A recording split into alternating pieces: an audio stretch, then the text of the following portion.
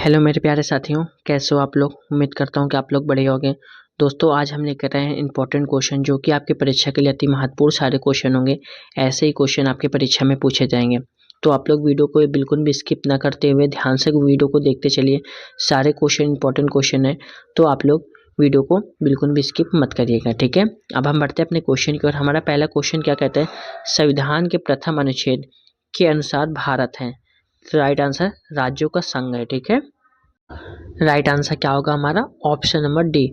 Option number D हमारा बिल्कुल इस क्वेश्चन का राइट आंसर होगा, ठीक है दोस्तों। इसमें कुछ डिफिनेशन पढ़ते हैं। भारतीय संविधान के भाग फर्स्ट के अंतर्गत अनुच्छेद फर्स्ट से 4 तक संघ और उसके राज्य क्षेत्र का उल्लेख किया गया है। अनुच्छेद फर्स्ट के अनुसार भारत अर्थात इंडिया राज्यों का संघ होगा, ठीक है। भारत के राज्य क्षेत्रों में फर्स्ट पे राज्यों के राज्य क्षेत्र हैं, सेकेंड पे संघ राज्य क्षेत्र है, और ऐसे अन्य राज्य क्षेत्र जो अर्जित किए जाएं सम्मिलित होंगे, ठीक है। अब हम बढ़ते हैं अपने नेक्स्ट क्वेश्चन की ओर। नेक्स्ट क्वेश्चन क्या है दोस्तों, भारत की देशी रियासतों के विलय में किन दो व्यक्तियों ने महत्वपूर्ण भूमिका निभाई थी।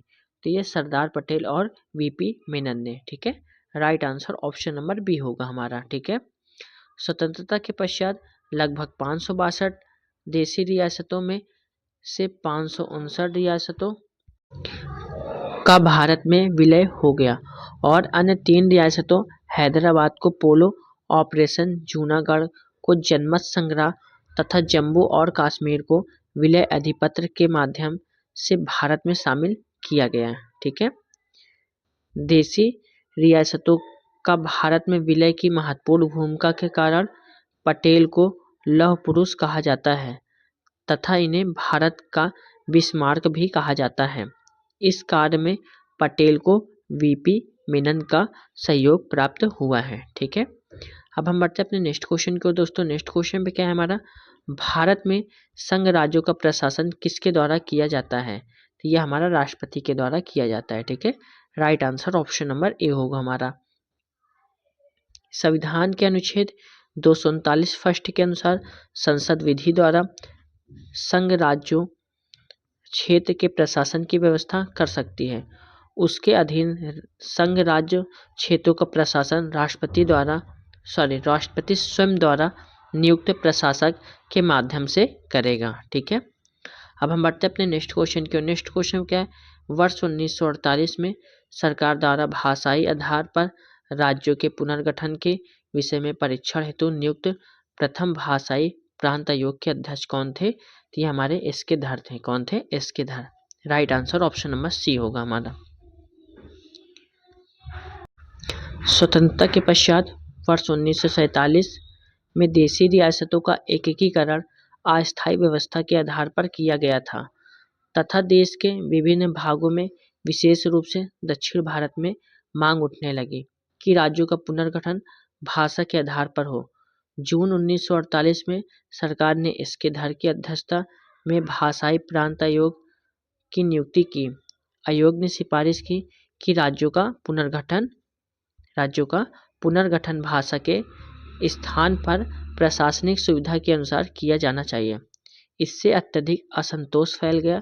परिणामस्वरूप दिसंबर 1948 में एक अन्य भाषाई प्रांत समिति का गठन किया गया। इसके सदस्य जवाहरलाल नेहरू, सरदार वल्लभ भाई पटेल, पट्टभी सीतारमैया थे, जिसे जेवीपी समिति के नाम से भी जाना जाता है, ठीक है। नेक्स्ट क्वेश्चन दोस्तों, नेक्स्ट पे क्या है हमारा दोस्तों, राज्य पुनर्गठन आयोग ने 1 नवंबर 1956 को कितने राज्यों तथा कितने संघ राज्यों का गठन किया। तो राइट आंसर होगा 14 राज्य 6 संघ, ठीक है। Right answer option number A होगा हमारा, ठीक है दोस्तों। अब हम बढ़ते हैं इसमें कुछ डिफिनेशन की ओर। सारे क्वेश्चन का डिफिनेशन सहित पढ़ते हुए चलेंगे दोस्तों। आप लोग वीडियो को बिल्कुल भी स्किप ना करते हुए और ध्यान से देखते चलिए, और वीडियो को एक लाइक जरूर कर दीजिए, ठीक है। स्वतंत्रता के पश्चात नए राज्यों के गठन के लिए 1953 ईस्वी में फजल अली की अध्यक्षता में एक राज्य पुनर्गठन आयोग का गठन हुआ। इस आयोग के 2 अन्य सदस्य के एम पडिक्कर और एच एन कुंजूरू थे। आयोग ने अपनी रिपोर्ट वर्ष 1955 में प्रस्तुत की और राज्य पुनर्गठन के लिए 4 आधार बताएं। ठीक है, 4 आधार हमारे कौन से हैं? भाषाई एवं सांस्कृतिक एकरूपता, देश की एकता और तथा अखंडता, वित्तीय एवं प्रशासनिक एकरूपता तथा कल्याणकारी योजनाओं का क्रियान्वयन है। आयोग के अनुशंसाओं के आधार पर 7वें संविधान संशोधन अधिनियम 1956 के द्वारा राज्य पुनर्गठन की योजनाओं को क्रियान्वित किया गया। परिणामस्वरूप 1 नवंबर 1956 को 14 राज्यों एवं 6 केंद्र शासित प्रदेशों का गठन किया गया। ठीक है, अब हम बढ़ते अपने नेक्स्ट क्वेश्चन की ओर। नेक्स्ट क्वेश्चन पे क्या है हमारा? नए राज्यों के गठन की शक्ति किस में निहित है? तो ये हमारा संसद में निहित है। ठीक है, right answer option number A होगा हमारा। इसमें डिफिनेशन, संविधान के अनुच्छेद 3 के अनुसार संसद को यह शक्ति प्राप्त है कि वह नए राज्यों के निर्माण तथा वर्तमान राज्यों के क्षेत्रों, सीमाओं या नामों में परिवर्तन कर सकती हैं। ठीक है, अब बढ़ते हैं अपने नेक्स्ट क्वेश्चन की ओर। नेक्स्ट क्वेश्चन क्या हमारा? किस संविधान संशोधन द्वारा दिल्ली को राष्ट्रीय राजधानी क्षेत्र का दर्जा प्रदान किया गया है? तो राइट आंसर होगा 69वां। ठीक है, right answer option number B होगा हमारा। ठीक है, अब इसमें इंपॉर्टेंट पॉइंट, 69वें संविधान संशोधन अधिनियम 1991 के तहत संविधान में अनुच्छेद 239 का एवं अनुच्छेद 239 का खा को जोड़ा गया। इसके द्वारा देश की राजधानी दिल्ली को संघ राज्य की श्रेणी में कायम रखते हुए इसके लिए एक विधानसभा और मंत्रिपरिषद का उपबंध किया गया है। संघ राज्य क्षेत्र दिल्ली को अब राष्ट्रीय राजधानी क्षेत्र दिल्ली के नाम से जाना जाता है। ठीक है, अब हम बढ़ते हैं इसी के साथ नेक्स्ट क्वेश्चन की ओर। नेक्स्ट क्वेश्चन क्या है दोस्तों? छत्तीसगढ़ राज्य की स्थापना कब हुई? तो यह हमारा 1 नवंबर 2000 को हुआ था। कब? 1 नवंबर 2000 को। Right answer option number A होगा हमारा। ठीक है, छत्तीसगढ़ राज्य की स्थापना 1 नवंबर 2000 को मध्य प्रदेश राज्य के दक्षिण पूर्व भाग को पृथक करके की गई थी। ठीक है, अब हम बढ़ते हैं अपने नेक्स्ट क्वेश्चन की ओर। नेक्स्ट क्वेश्चन क्या हमारा? भारत में कितने संघ शासित प्रदेश हैं? तो यह हमारे 8 हैं। ठीक है, right answer option number C होगा हमारा। ठीक है, कौन कौन से हैं दोस्तों?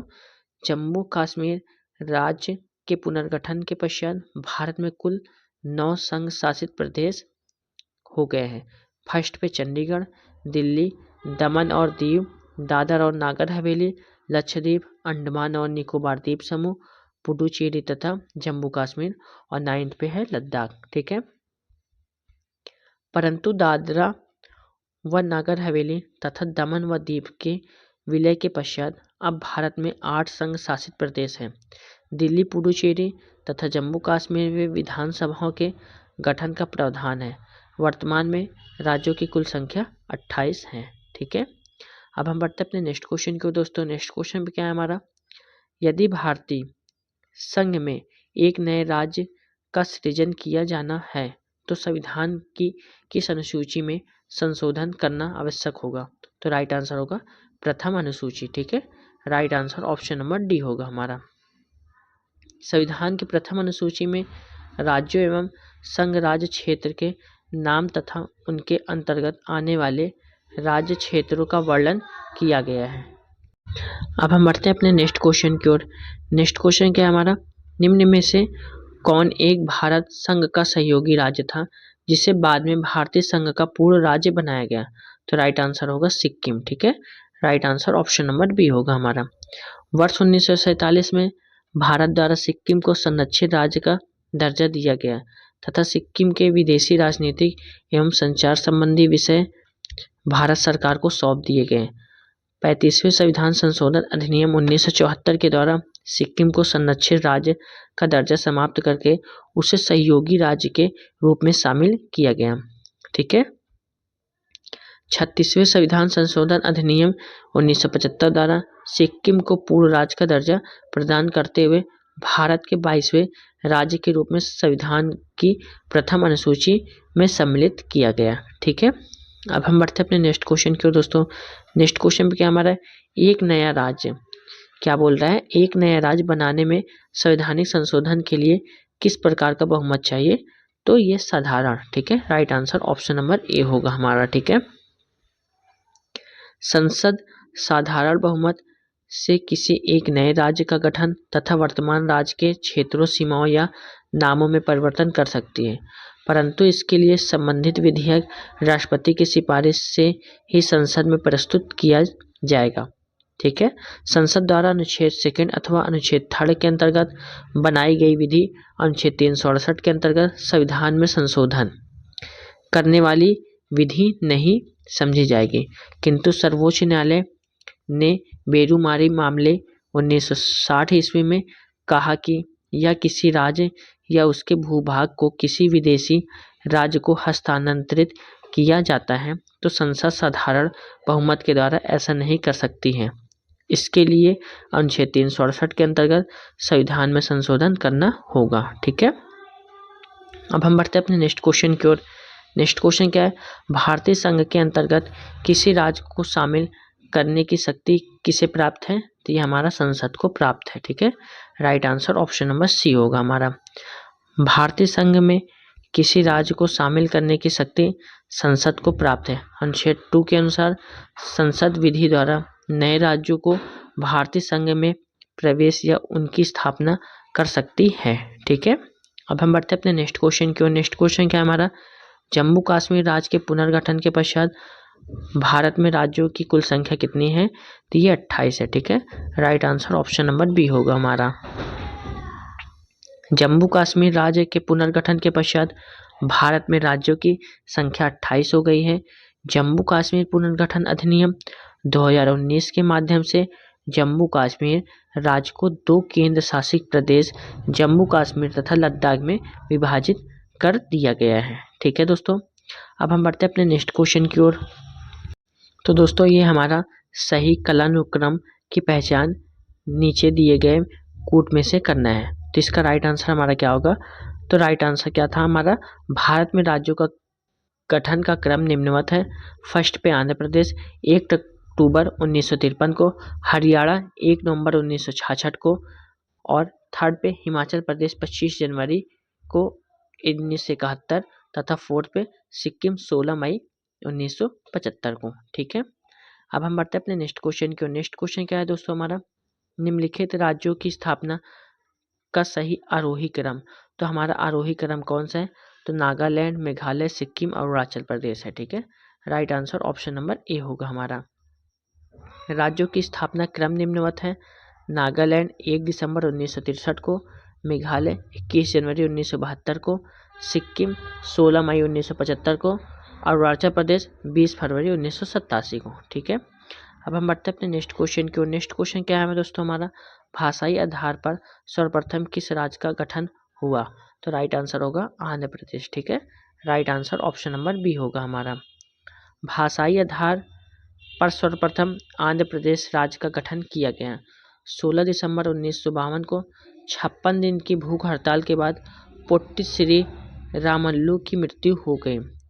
इनकी मृत्यु के पश्चात यहाँ व्यापक जन आंदोलन हुए। फलस्वरूप मद्रास प्रेसिडेंसी से तेलुगु भाषी क्षेत्र को अलग करके 1 अक्टूबर 1953 को